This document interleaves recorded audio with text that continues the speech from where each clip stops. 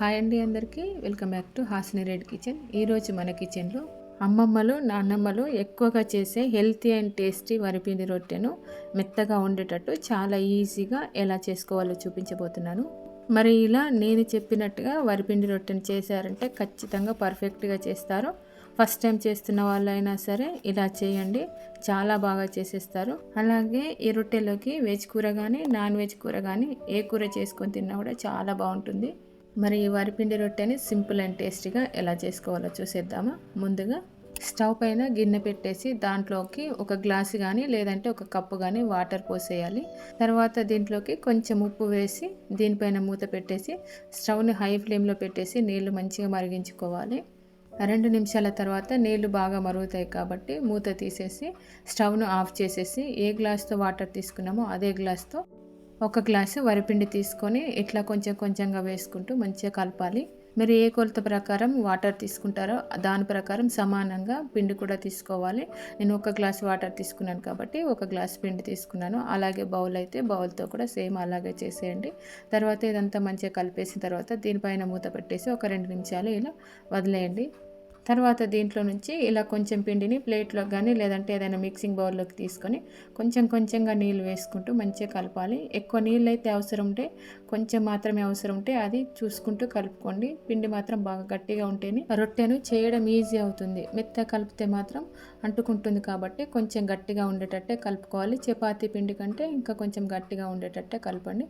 చూడండి, ఈ విధంగా కలిపేసిన తర్వాత ఇట్లా కొంచెం పిండి తీసుకొని ముద్దలాగా చేసిన తర్వాత చేతులకి కొంచెం నూనె రాసుకొని ఈ పిండి ముద్దను ఇలా దుప్పలాగా చేసుకోవాలి. వరిపిండి కాబట్టి ముద్దను ఇలా దుప్పలాగా చేసి రొట్టె చేస్తే ఈజీ అవుతుంది, అంటే చేయడానికి ఈజీగా చేస్తుంది కాబట్టి ఇలా చేసి రెడీ ఉంచుకోవాలి.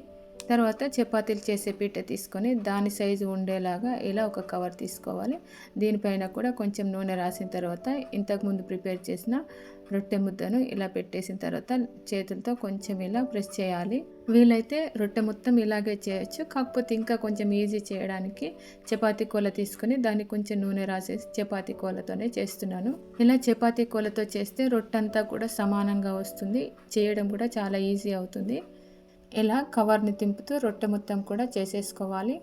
ఇక్కడ చూడండి, ఈ విధంగా సన్నగా ఉండేటట్టు రొట్టె చేసేసుకోవాలి. అలాగే రొట్టె చివర్లు కూడా చూడండి ఎక్కడ కూడా పగలకుండా వచ్చింది.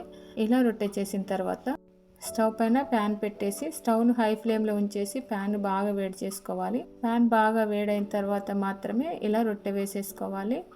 రొట్టెను వేసినాక 1 నిమిషం తర్వాత ఇలా రౌండ్గా తింపండి. అలాగే రెండవ సైడ్ కూడా తిప్పేసేయండి. ఇలా రెండవ సైడ్ కూడా మంచిగా కాలిన తర్వాత తీసి హాట్ బాక్స్లో కానీ లేదంటే ఏదైనా ప్లేట్లో వేస్తే దానిపైన మూత పెట్టేసి ఉంచేయండి. మిగిలినవన్నీ కూడా ఇలాగే చేసుకోవాలి. అయితే ఫస్ట్ చేసిన రొట్టె సరిగా పొంగదు, కానీ రెండవ దాని నుండి మంచిగా పొంగుతుంది. ఇలాగే మిగిలిన రొట్టెలన్నీ కూడా పొంగేలాగా చేసేసుకోవాలి. వరిపిండి రొట్టెను మాత్రం ఇలా సింపుల్గా ఫాస్ట్గా చేయాలంటే మాత్రం చిన్న చిన్న టిప్స్ అయితే ఫాలో కావాలి. ఫస్ట్ మీరు ఏ గ్లాస్తో వాటర్ తీసుకుంటున్నారో అదే గ్లాస్తో పిండి తీసుకోవాలి, అంటే సమానంగా పిండి తీసుకోవాలి వాటర్కి సమానంగా. అలాగే పిండిని కలిపేటప్పుడు కొంచెంసేపు ఎక్కువ కలిపితే సాఫ్ట్గా అవుతుంది కాబట్టి చివర్లు అనేవి పగలకుండా ఉంటాయి. అలాగే రొట్టెను కాల్చేటప్పుడు స్టవ్ను హై ఫ్లేమ్లోనే ఉంచి కాలవాలి. అదేవిధంగా రొట్టెను తింపుకుంటూ కాలిస్తే మంచిగా పొంగుతాయి. చివరగా కాల్చిన రొట్టెను మాత్రం హాట్ బాక్స్లో వేసుకుంటే చాలా మంచిది. ఒకవేళ హాట్ బాక్స్ లేకపోతే ఏదైనా గిన్నెలో వేసి మూత పెట్టేసేయాలి. ఇలా నేను చెప్పినట్టు వరిపిండి రొట్టెను చేశారంటే 100% కరెక్ట్గా చేస్తారు. ఫస్ట్ టైం చేస్తున్న వాళ్ళైనా సరే చాలా బాగా చేసేస్తారు. మీకే అనిపిస్తుంది అమ్మో ఇంత బాగా చేస్తామా అని. మరి మీరు మీ ఇంట్లో ఇలా చేస్తే కనుక పర్ఫెక్ట్గా వచ్చే ఉంటే ఒకవేళ ఎలా వచ్చాయి అనేది మీ ఫీడ్బ్యాక్ని అయితే కామెంట్ బాక్స్లో కామెంట్ చేయండి. అలాగే వీడియో చూసిన తర్వాత వీడియో నచ్చితే లైక్ చేయడం, షేర్ చేయడం అయితే అసలు మర్చిపోకండి. అలాగే మరిన్ని మంచి రెసిపీస్ కోసం హాసిని రెడ్డి కిచెన్ ఛానల్ని సబ్స్క్రైబ్ చేసి పైన గంట సింబల్ని కూడా టచ్ చేయండి. ఫైనల్గా ఈ వీడియో చూసిన ప్రతి ఒక్కరికి కూడా చాలా చాలా థ్యాంక్ యూ.